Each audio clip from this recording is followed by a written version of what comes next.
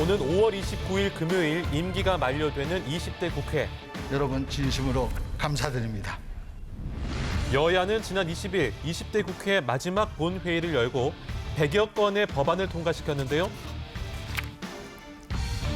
하지만 지난 4년간 20대 국회에 제출된 법안은 총 2만 3천여 건. 이 중 8,300여 건만이 통과돼 역대 최저 법안 처리율을 기록했습니다.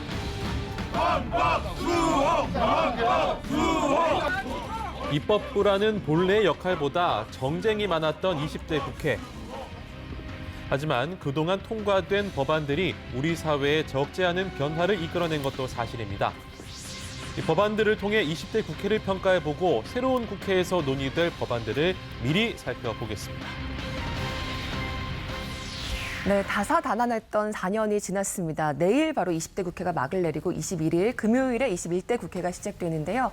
20대 국회 마지막 본회의에서 통과됐던 그 법안들로 우리 삶이 앞으로 어떻게 달라질지 그리고 새로운 국회에서 어떤 것들을 논의하게 될지 이야기해 보겠습니다. 네, 최진봉 성공회대학교 교수 그리고 박연미 시사평론가와 함께합니다. 안녕하세요. 네, 안녕하세요. 네, 먼저 평론가님, 아니 교수님께 여쭤볼게요. 20대 국회 마지막 본회의가 20일에 열렸죠. 예, 그렇습니다. 이때 한 100여 건의 법안들이 막차를 타고 처리가 됐는데 어떤 법안들이 통과가 됐을까요? 주로 이제 시의성 있는 법안들부터 먼저 말씀을 드리면 우리 코로나19 관련된 법안들이 통과가 네. 됐는데요. 네. 코로나19 관련해서는 감염병 예방 및 관리에 관한 법률 개정안이 통과가 됐는데 이 법안 내용 같은 경우에는 감염병의 유행이 우려가 있거나 감염병 지역에 체류 또는 경유했을 경우에 네. 경유한 사람들을 자가 격리하거나 시설에 격리하는 것을 명시했습니다. 지금 네. 우리가 조치를 하고 있는데요. 네. 이게 법에 명시가 되면서 만약 이런 특별한 상황의 경우에는 자가격리를 명령할 수 있도록 하는 법안이 통과가 됐고요. 네. 또 이제 감염병이 유행을 해 주의 이상의 단계가 될 경우에 그럴 경우에는 취약층에게 마스크를 반드시 지급하도록 하는 법안이 통과가 반드시 됐고요. 지급하는, 예, 예. 그렇습니다. 왜냐하면 취약층들은 또 구입하기가 어려울 수도 그렇죠. 있거든요. 예. 그런 네. 부분들을 지원하게 돼 있고 복지부 소속 역학조사관들 그러니까 만약에 발생하게 되면 어떻게 이 감염병이 예. 들어오게 됐고 누구에게 전파됐냐 이걸 조사하는 역학조사관이 지금 현행 30명으로 규정이 돼 있거든요. 예. 이 숫자를 100명 이상으로 대폭 증원을 세 배 했고요. 이상. 네. 그리고 일정 규모 이상의 시군구에는 필수적으로 역학조사관을 두도록 그렇게 예. 지시를 한 명령이 채택이 됐다고 볼 수 있고요. 네. 또 하나 이제 1급 감염병의 유행이 되면 의약품이나 이런 것들이 이제 물가가 급증하게 되잖아요. 네, 마스크도 네. 마찬가지고 네. 공급이 부족해진다고 판단될 경우에 보건복지부 장관이 마스크와 손 소독대 중 등과 같은 이제 필수 물품들을 예. 제한해서 판매하도록 지금도 오부제를 우리가 하고 있잖아요. 그렇죠. 예. 이것도 법으로 제한이 되도록 그렇게 만들어놨고요. 네. 또 하나의 검역법 및 의료법 개정안이 있는데 이 법안 같은 경우는 이제 외국인의 입국 금지를 복지부 장관이 법무부 장관이 요청하면 가능하도록 하게 돼 있습니다. 왜냐하면 이게 출국이나 입국이 되게 되면 감염병이 확산될 위험이 있지 않겠습니까? 네. 이걸 법적으로 강제할 수 있는 법적 근거가 마련이 됐고요.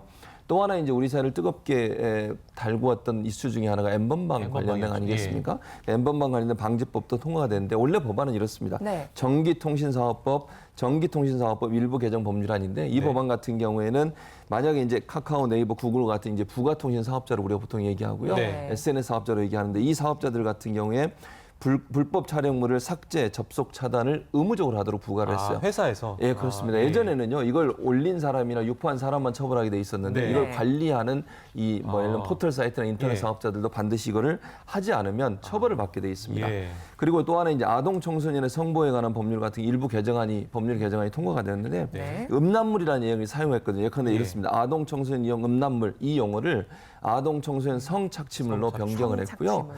또 하나 이제 지금까지는 사실 배포하고 제공하는 것들만 처벌을 받게 돼 있었는데 네. 소지하고 있거나 시청해도 처벌을 받게 돼 있습니다. 그러니까 여기에 이제 누가 이걸 보내줘서 그걸 가지고 있거나 소지해도 예. 처벌을 받게 돼 있는데 그러니까 결국 이제 좀 처벌이 강화됐다고 볼 수 있습니다. 네. 구입, 소지, 시청하면 1년 이상의 징역을 받게 되고요.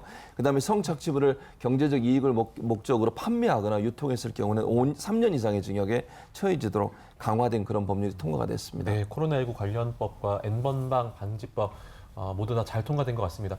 평론가님, 그 밖에 또 어떤 법들이 통과됐습니까? 네, 우리가 묵은 숙제를 해결할 수 있는 법적인 근거도 마련이 됐는데요. 네. 대표적으로 과거사법이라고 부르는 예. 그 진실 화해를 위한 과거사 정리 기본법 일부 개정안도 처리가 됐습니다. 형제복지원 사건 기억하실 텐데 네. 확인된 피해자만 500명이 넘거든요. 예. 실질적으로 피해를 본 분들은 훨씬 많을 것으로 보이는데 이렇게 형제복지원 사건 등 일제강점기 이후에 국가 권력에 의해서 인권이 유린된 사건들을 재조사할 수 있는 길이 열렸습니다.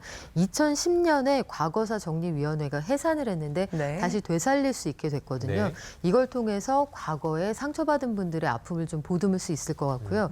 세월호법 네. 관련해서도 세월호 참사 피해 구제 및 지원 특별법 개정안, 그 구조 과정에 참여했다가 피해를 보신 분이나 민간 잠수사들을 네. 지원할 수 있는 법안도 처리가 됐습니다. 네, 참 오랜 기간 논의됐던 법안들인데 이건 좀 반갑게 받아들일 수 있을 것 같습니다. 어제 저희가 공인인증서 폐지 관련해서 이야기를 좀 나눠봤는데 이렇게 우리가 직접 생활 속에서 느낄 수 있는 그런 법안들, 이런 법안들은 어떤 게 있을까요? 어떤 게 있냐면 주택임대차 보호법 일부 개정 법률안인데요. 이 네. 법률안 같은 경우에는 예를 들어 임대를 하고 임차한 분들이 네. 계약을 종료할 때 언제 전까지, 얼마 예. 전까지 이걸 얘기해야 되느냐. 그 전까지는 한 1개월 한달 전까지. 전에, 예. 한 달 전에 예, 얘기하면 예. 계약이 종료가 되는데 이걸 좀 그렇죠. 늘렸습니다. 네. 2달 전에. 2달 전에.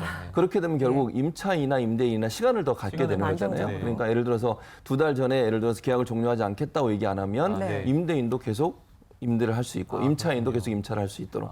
그래서 아마 편리성을 좀 늘리기 위해서 네. 기간을 늘린 것으로 이렇게 보여집니다. 하여튼 뭐 집 구하시는 분들은 기억하시길 바랍니다. 이제 네. 한 달에서 2달로 늘었습니다. 달. 민생 그리고 안전에 관한 법률도 통과된 것으로 알고 있는데 어떤 것들이 통과됐습니까? 네, 2년 전에 종로 고시원 화재 사건 기억하실 예, 예. 거예요. 상당히 가슴 아픈 사건이었고 특히 저소득층 그리고 청년 구직자들이 모여 있어서 안타까운 사건이었는데 그때 문제가 뭐였냐면 2009년 이전에 지은 다중이용 숙박시설은 여기에는 스프링클러를 의무적으로 설치할 필요가 이상한 법이었어요. 없었던 예. 거예요. 예. 그런데 그 이후에 지은 건물들은 이게 의무적으로 들어가 있습니다만 이전에 지었고 보다 밀집하고 취약한 곳들은 오히려 스프링클러 의무화법이 없어서 네. 이거 문제가 있다 해서 네. 다중이용업소의 안전관리에 관한 특별법 일부 개정안이 처리가 됐습니다. 네. 앞으로는 언제 지었든 무조건 이 화재를 예방하기 아. 위한 스프링클러가 들어가 줘야 하고요. 네. 양육비 이행법 이것도 참 논란이 컸던 네. 법안이에요. 이혼하고 나서 주로 엄마들이 1인 시위를 하거나 아니면 병상에 누워 있어도 연명 치료를 거부하고 아이들이 살아갈 수 있게 제발 양육비를 달라. 네. 이렇게 시위하는 엄마의 안타까운 사연도 있었는데요. 앞으로는 그 의도를 가지고 양육비를 안 준다. 아이들의 생계를 위협한다. 이럴 경우에는 여성가족부가 경찰에 해당자의 운전면허 정지를 신청할 수가 있게 됩니다. 양육비를 지급하지 않는 부모에게. 그렇죠. 예. 그래서 실질적으로 그 생활의 불편함을 느끼게끔 네. 해서 양육비를 받도록 해주겠다는 건데 네. 생존권이 정말 위협받는다. 밥을 못 먹는 수준이 된다. 그러면 이 국세를 체납한 것과 마찬가지로 네. 금액을 강제로 징수할 수도 있게 됐고요. 네. 요즘에 이른바 라스트마일용이라고 해서 전동 킥보드 엄청 많이 타요. 타시는 예. 분들 많잖아요. 예를 들어서 여의도역에서 KBS까지 거리가 애매하단 말이에요. 네네. 지하철 타고 와서 요 마지막 딱 타면 되는데 운전면허도 필요했고요. 네. 전동기 면허가 일단 필요했고 그 차도로만 다녀야 했다는 맞아요. 한계가 예, 있었습니다. 자전거도로 네. 못 다녔습니다. 그런데 그 차도로 다니면 사실 운전자도 위험하고 다른 차량 운전자도 좀 위험할 수가 있었거든요. 예. 해서 자전거 도로로 다닐 수 있게 했고 아. 물론 헬멧은 쓰셔야겠습니다만 네. 면허 없이도 자전거 도로를 이용할 수 있게 해서 아. 관련해서 킥보드 파는 업체들의 주가가 네. 상한가를 치기도 했습니다. 아, 그랬군요. 그렇군요. 지금 저희가 이렇게 이야기 나누면서 아마 시청자 여러분들도 지난 4년 동안 어땠지 이렇게 생각을 해보고 계실 것 같은데요. 재미난 자료를 좀 조사를 해봤습니다. 20대 국회 이 법 정말 잘 만들었다. 지난 24일에 국회 사무처에서 한 15,000여 명을 대상으로 설문조사를 진행했는데요. 국민들이 뽑은 베스트 법안 어떤 것들이 있었는지 분야별로 한번 살펴보겠습니다. 자, 가장 먼저 정치 행정 분야 베스트 3입니다. 3위부터 보시죠. 소방공무원 국가직 전환법인데요. 약 4분의 1, 24% 정도가 선택을 해주셨습니다. 자, 2위는 음주운전 처벌 강화법인데 한 34%가 응답을 해주셨고요. 1위는 국회의원 특권 내려놓기법입니다. 절반이 넘는 무려 52%가량의 시민이 선택을 해주셨습니다. 자, 평론가님, 네. 이 법을 국민들이 왜 1위로 전 뽑았는지 내용을 알 잘 것 같네요. 몰라요. 무슨 미워서? 내용입니까? 예.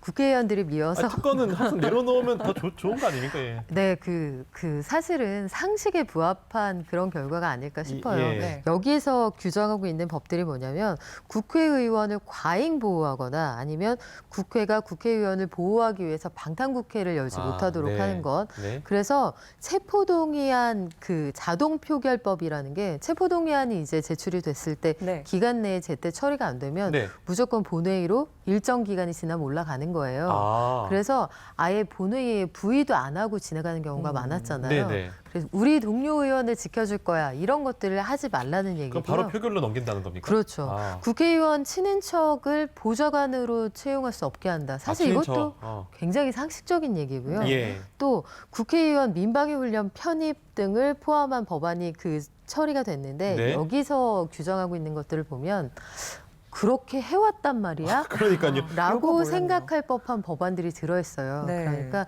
국민들의 눈높이가 상당히 높아졌다는 거 21대 국회는 꼭 기억해 주시면 국회의원은 좋겠습니다. 민방위 훈련 지금까지 안 갔었군요. 이번에 처음 알게 예, 됐습니다. 예, 당연한 거 가셔야 됩니다.